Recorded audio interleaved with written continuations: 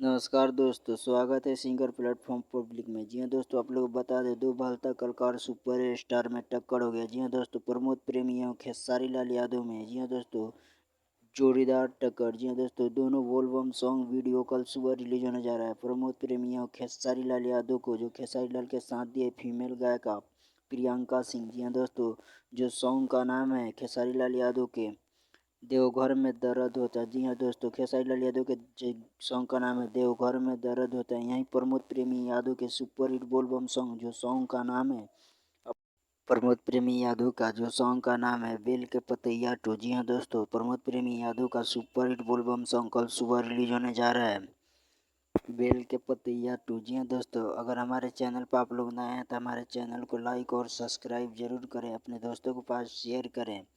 कल सुबह रिलीज होने जा रहा है प्रमोद प्रेमी और खेसारी लाल यादव के सुपर हिट भोजपुरी बोल बम सॉन्ग। जी हाँ दोस्तों, कल सुबह देखना ना भूलें।